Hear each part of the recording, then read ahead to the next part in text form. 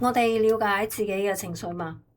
研究話俾我哋聽，當情緒出現嗰一刻，真正能夠準確咁認出嘅情緒，通常只得3種：開心、傷心同埋嬲。除此之外，其他嘅情緒一律都壓縮到變成咗我有壓力、我好焦慮、我唔係好舒服。其實喺呢啲感受嘅後面呢，係一大堆唔同嘅情緒。當我哋唔能夠搞清楚自己嘅情緒嘅時候，有機會一步一步咁推自己去到筋疲力盡，最後燒穿窿。當我哋唔能夠準確咁樣標籤自己嘅情緒嘅時候，好難做啱嘅回應。我哋唔係回應緊現實，我哋反映緊嘅係誤解咗嘅感受。Hello，你好，我係 Shirley，今日同你分享嘅係 Brené Brown 嘅 Atlas of the Heart 心的地圖。有時兩個情緒睇落好似差唔多，正正就係呢啲咁細微嘅分別，足以完全改變我哋點樣去理解同經歷一件事。呢條片想同大家分享嘅係一個好重要嘅能力，我哋點樣細化情緒、區分情緒，通過我哋嘅語言去了解情緒帶俾我哋嘅經驗。當我哋認錯咗情緒嘅時候，之後做出嚟嘅反應同埋決定，有機會都係跟住錯晒。但係當我哋越準確咁樣去認到一個情緒嘅時候，就越容易知道自己到底喺度發生緊乜嘢事，我點樣回應，我點樣去處理。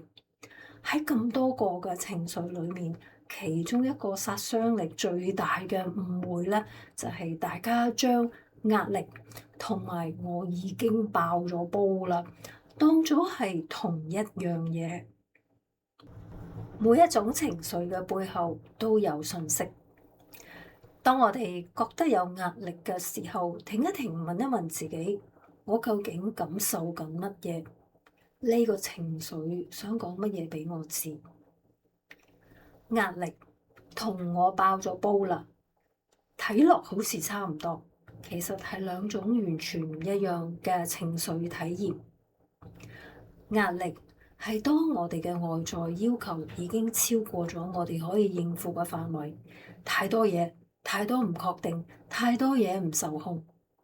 壓力咧就係我哋個腦袋話緊俾我哋聽，我開始頂唔順啦，呢件事我做唔到啦。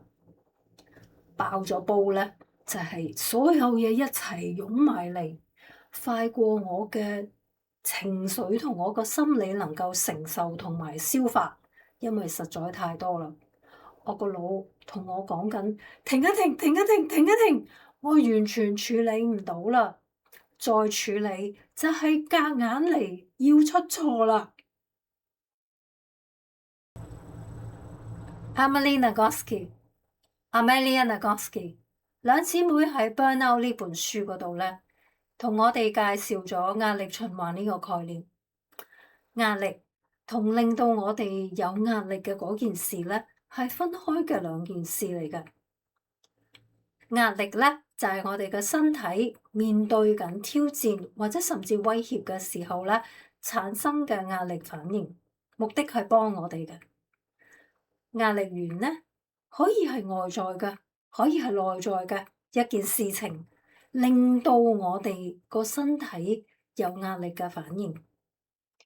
重點係咧，就算個壓力源咧仍然喺度，相關嘅壓力反應情緒處理得到的話咧，我哋嘅身體咧知道威脅過去咗啦，慢慢就會放翻鬆，完成呢一個嘅壓力循環。我哋嘅身體必須收到一個信號，就係我安全啦。以下係幾種啦嘅方法，幫我哋向我哋嘅身體傳遞我哋已經安全啦嘅訊息。第一，運動釋放我哋喺壓力反應產生嘅能量。第二，好長好慢嘅深呼吸，大約1至2分鐘。第三，同真正信得過嘅人 connect， 提醒自己我並唔孤獨。第四，真心嘅大笑，舒緩我哋嘅緊繃嘅感覺。第五，同真正信得過嘅人嘅一個擁抱。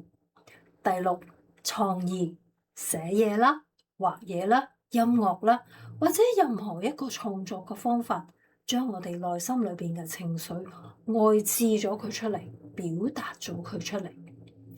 呢啲方法咧，未必即時可以幫我哋解決到個壓力源，但係當我哋身體收到呢啲信號嘅時候，我哋安全啦，壓力循環先至會完成。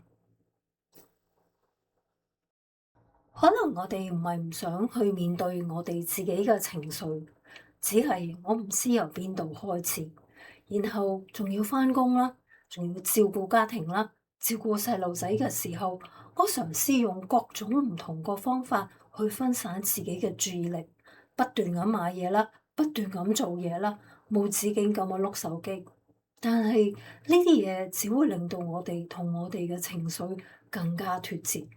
慢慢嘅，所有嘅感受都會變成咗我好攰，我好少串窿，我唔知想點。但係呢一堆說話嘅後邊，其實可能帶住好多嘅情緒同埋有用嘅資訊。如果我哋唔能夠認準我哋嘅情緒，就好可能一直用錯嘅方法去解決一啲根本唔係問題嘅問題。當我哋唔確定，當我哋冇安全感嘅時候，又或者唔知道自己喺群體裏邊企喺乜嘢位置嘅時候，好容易就會開始同其他人去比較。比較咧就好似夾雜咗喺兩個唔同嘅力量嘅中間，一邊我想融入人群，另一邊我想突圍而出。我既想同大家一齊，我又唔想同大家一齊。於是因為咁樣帶出咗唔同嘅情緒。第一，羨慕。羨慕出現嘅時候咧，係我哋好恨有一樣嘢，我哋又未有嘅時候，但係我哋又見到人哋有喎，於是我就好羨慕啦。第二，妒忌。妒忌係一個咧好驚自己失去嘅情緒嚟㗎。當我哋咧驚自己擁有嘅嘢啦，擁有嘅關係受到威脅嘅時候，妒忌就會出現。第三，怨氣。怨氣咧唔單止係嬲咁簡單嘅，佢夾雜住咧好多嘅委屈啦、唔公平啦，甚至咧隱藏咗嘅羨慕。好多嘅怨氣咧，其實都係一啲我哋長期冇去處理嘅需要。當我哋將我哋嘅注意力放喺比較嗰度，我哋透過其他人嘅成功，佢哋做得好嘅嘢，我哋透過人哋對我哋嘅認同，去理解我哋自己到底而家企緊喺咩位置嘅時候，就會引發咗咧呢啲嘅問題。第一，FOMO，錯失恐懼。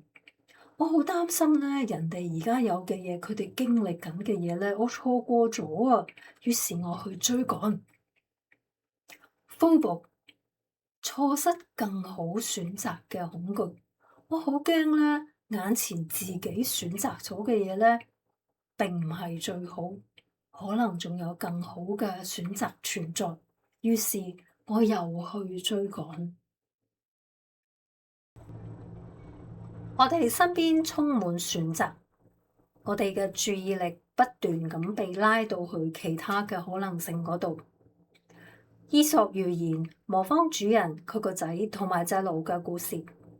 有一日，佢哋帶住隻驢去街市嗰度賣，一路上邊無論邊個騎驢，邊個行路，甚至兩個人一齊騎驢，總有人會批評佢哋。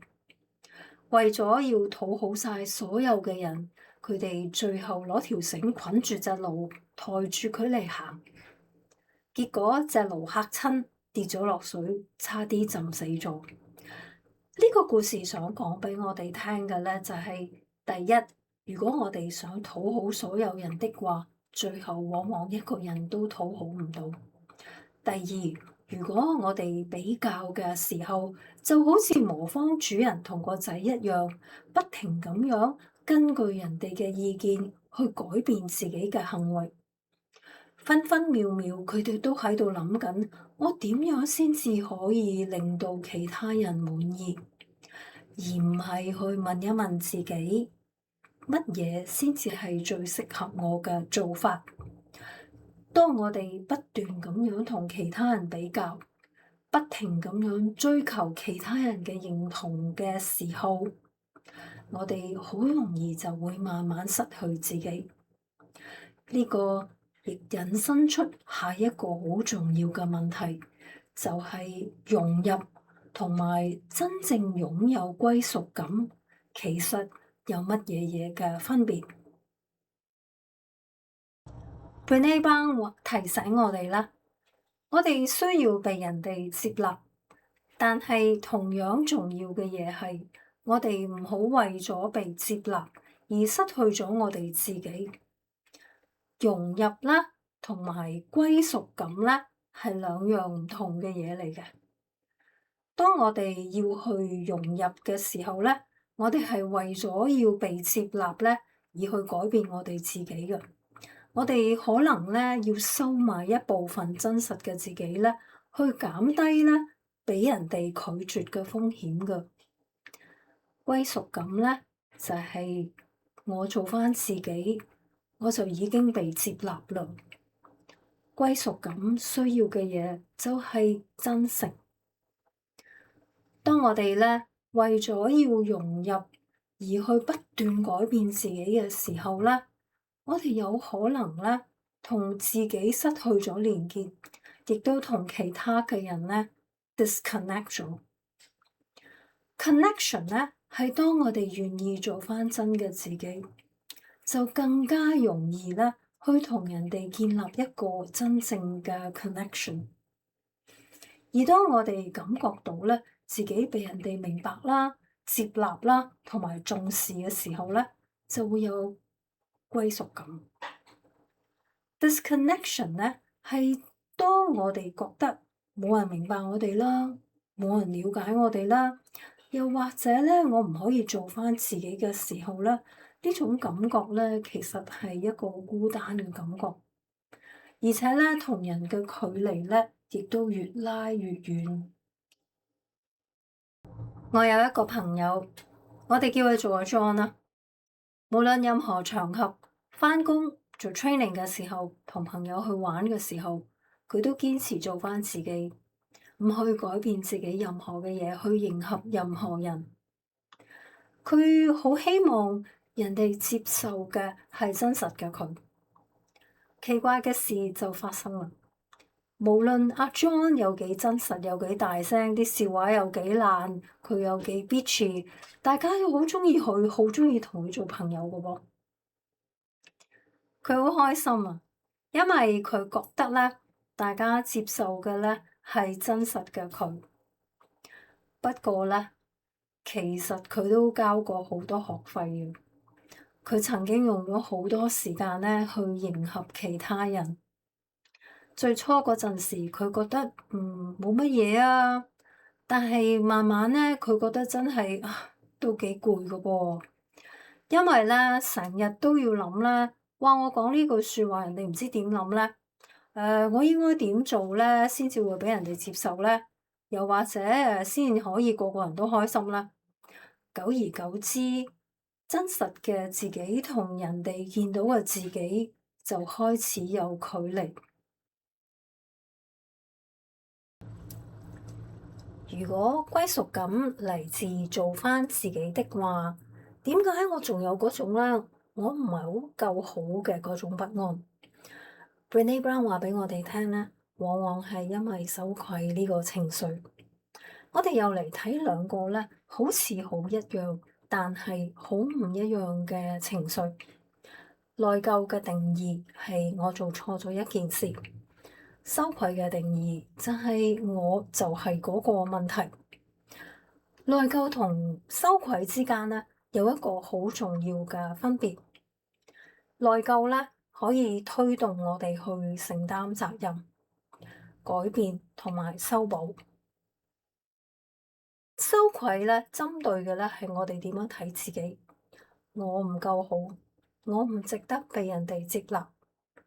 有一啲人喺一個好重要嘅目標上面失敗咗之後，第一個時間唔係去反省件事，而係不斷咁樣責怪自己。有啲人經歷咗感情上邊、人際關係上邊嘅拒絕之後，同人保持距離，收埋自己，抽離關係。有一啲人陷入完美主義嗰度，無時無刻保持最高境界，盡力避免犯錯。Brené Brown 咧同我哋分享過一個佢個女嘅故事。有一日，老師喺班房嗰度咧同大家學用閃粉。嗱，即係閃粉咧，又確實係真係難學用㗎吓。咁當時咧，佢個女咧就好拗教，跌到一地都係。同學即刻指住佢嚟笑，哇！你好拗教啊！Brené 個女咧秒答：我而家個樣咧睇落咧好似好拗教，但係我個人一啲都唔拗教。老師對於佢呢一個嘅反應啦，真係好 impress 啊！佢特意打咗電話俾 Brené 去同佢分享翻喺學校發生過嘅呢件事。Brené 個女咧嘅回應啦，提醒我哋啦，我哋做過嘅事啦，或者我哋曾經經歷過嘅事啦，並唔代表我哋係一個點樣嘅人。我可以犯咗一個錯，而唔係我係一個錯誤。去處理羞愧呢個情緒，一個最重要嘅工具就係自我同理。自我同理提醒我哋，我只係一個人，我真係會犯錯嘅。將失敗同我自己嘅價值劃清界線。當我哋去承認自己做錯咗嘢嘅，與此同時，我唔需要去否定我自己或者我嘅價值。羞愧呢個情緒咧，佢最中意匿埋喺沉默啦、隱藏啦，同埋冇連結嘅地方。但係當我哋願意做翻自己，然後我哋又發覺咧，人哋肯去接受我哋嘅時候咧，再加上咧，我哋咧收到人哋嘅同理心，同埋真正嘅 connection 嘅時候，我哋就會開始明白，咦，原來我唔使完美，人哋都會接納我個噃。喺呢啲時候，羞愧呢個情緒就好驚啦，佢嘅力量就會慢慢咁樣削弱。有啲情緒會令我哋跳出自己嘅框框，重新去感受咧，我哋個世界有幾大有幾闊。呢啲情緒係驚嘆、不可思議、好奇心。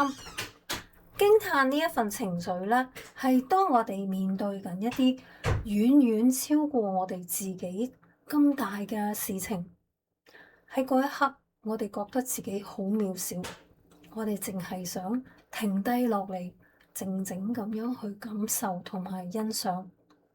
呢啲可以嚟自大自然、藝術、音樂創作，又或者一次好深刻嘅人與人之間嘅 connection。不可思議呢一份情緒，同樣都係會令到我哋覺得好渺小，但係佢進一步激發我哋嘅好奇心，我哋想了解多啲。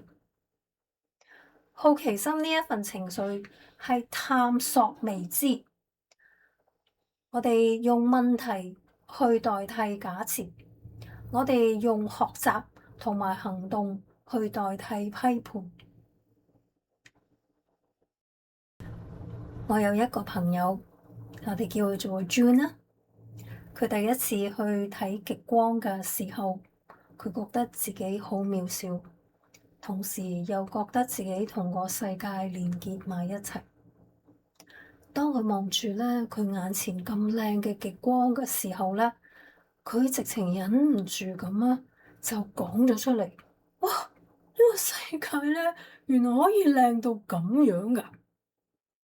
跟住咧，佢自己同自己講嘢，佢話：啊，唔知道咧呢啲極光咧係點樣形成嘅咧？啊，唔知幾時可以開始放假咧？仲有冇其他咁靚嘅地方啊？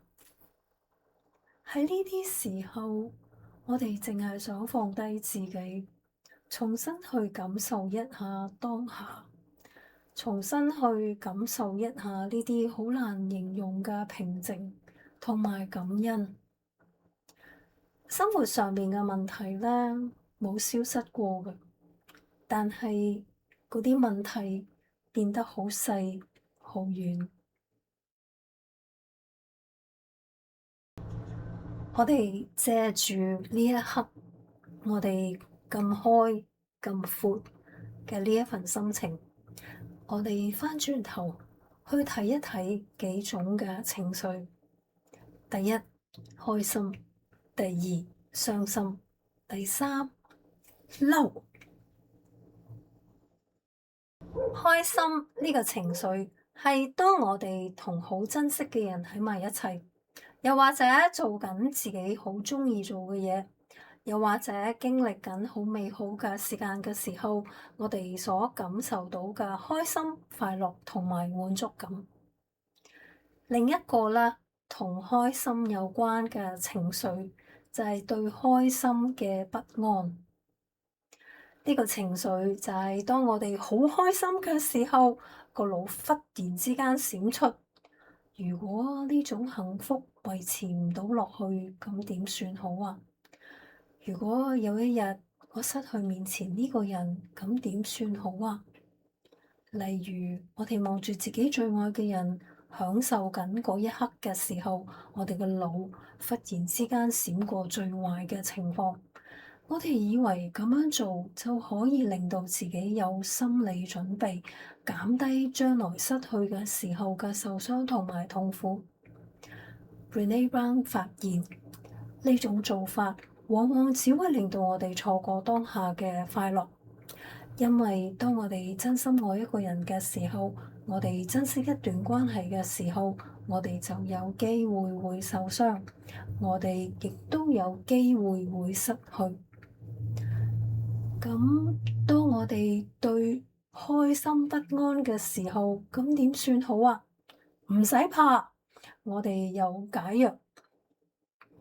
嗰個情緒咧就係感恩，感恩能夠幫助我哋將我哋嘅注意力拉返嚟呢一刻嗰度，拉返嚟當下嗰度，而唔係俾恐懼將我哋拉到去未來嘅日子嗰度。傷心係當我哋失去咗重要嘅人、重要嘅事、重要嘅嘢嘅時候會產生嘅情緒。雖然呢，傷心係一個好難受嘅情緒，但係佢提醒緊我哋，佢帶緊俾我哋嘅資訊係呢啲人、呢啲事、呢啲嘅嘢對我哋到底有幾重要。就算咧，我哋喺一個好傷心嘅情緒裏邊嘅時候咧，希望呢個情緒咧同佢可以共存，希望呢個情緒唔會幫助我哋消除呢個傷心嘅情緒，但係佢會提醒我哋眼前嘅困難、眼前嘅傷心並唔係故事嘅終點。憤怒呢個情緒係當我哋覺得咧有啲對我哋嚟講好重要嘅嘢受到威脅啦，受到忽視啦，受到不公平啦，又或者咧有一啲咧好重要嘅界線咧已經踩冧咗嘅時候所產生嘅嗰一份情緒。憤怒咧、嬲咧係令人覺得好唔舒服噶，但係咧佢又帶住好重要嘅信息。佢提醒我哋咧，有一啲嘢對我哋好重要，有一啲界線，我哋係要去保護。所以咧，與其我哋去抑壓我哋憤怒啦、我哋嬲嘅時候咧嘅嗰個狀況，不如我哋好好奇咁問一問自己：咦，點解我咁嬲嘅？呢份憤怒究竟想提醒我啲乜嘢嘢？憤怒最有價值嘅地方咧，往往唔係咧去證明邊個人啱、邊個人錯，乜嘢事啱、乜嘢事錯，而係去幫助我哋明白究竟有啲乜嘢嘢我咁重視，重視到我會嬲咧？有啲乜嘢嘢界線已經踩冧咗咧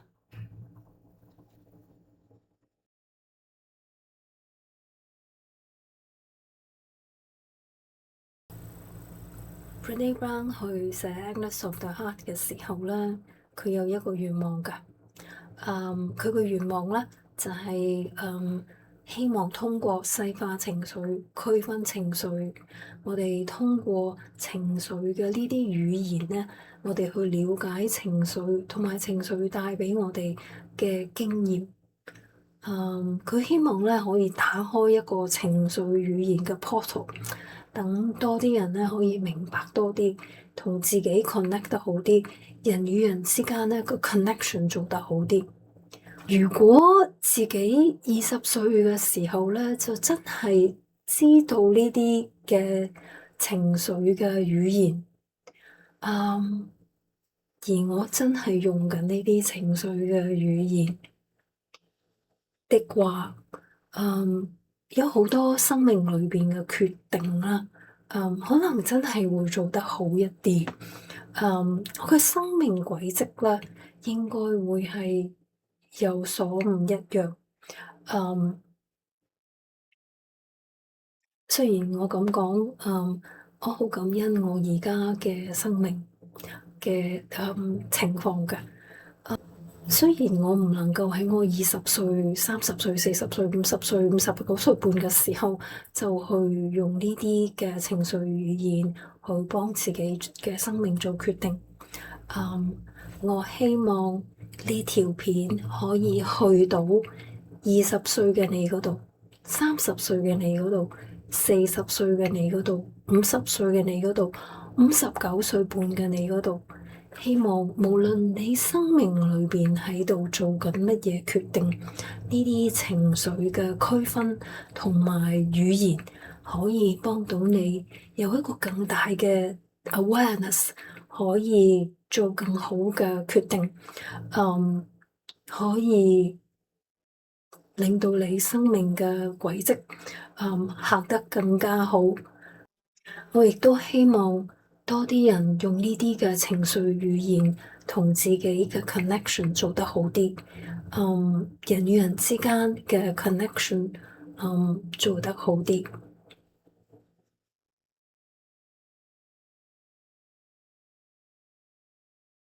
我哋大家加油！